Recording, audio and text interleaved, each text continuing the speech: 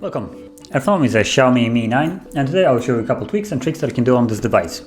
So jumping straight to it, we're going to begin with the dark mode, which can be found under the settings and display. So right here, and dark mode right here. And if you flip it, turn on, as you can see, everything just becomes dark and works really well with the AMOLED display that comes with the device. Also saves a little bit of battery in the process.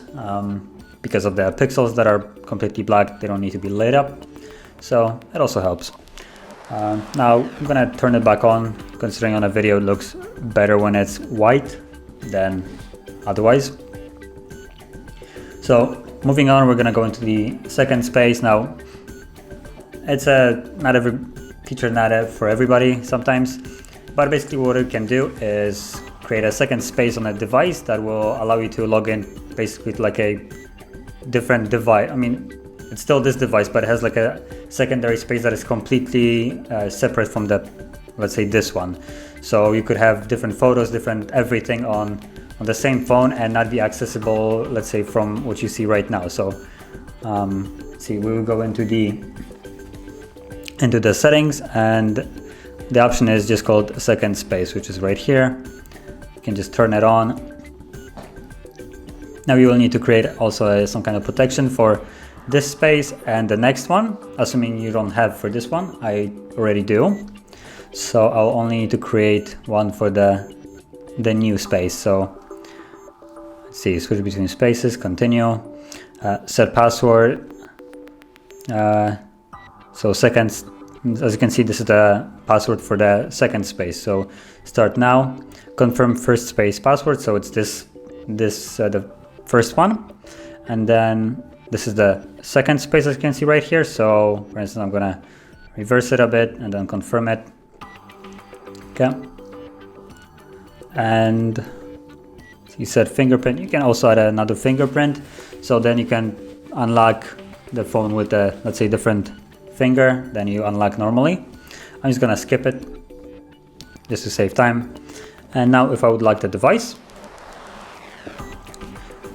you'll have the fingerprint, as you can see,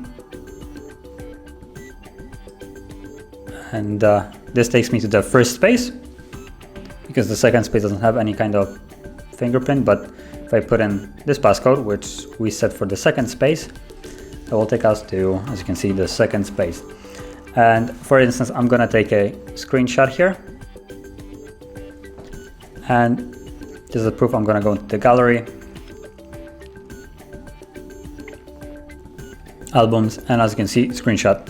So there it is, you have a screenshot. And if I would go now into the first space, which is the passcode like this, and also go into the gallery, you can see that the screenshot is not present here, nor the photos that are right here visible on the other space. So as you can see, they're all completely separated, and all the files in each space are just staying in that space and are not accessible other than from that specific space. Yeah. So now moving on, we're gonna go into the gesture shortcuts, and they're basically located on the settings and additional settings. So let's go here and additional settings, and let's see, where are they? Buttons, gestures. So right here, buttons and gestures, and here are a bunch of different things you can do. So you have open split screen, so you could basically launch a split screen just by holding a button. As you can see, you have only like 3 different options.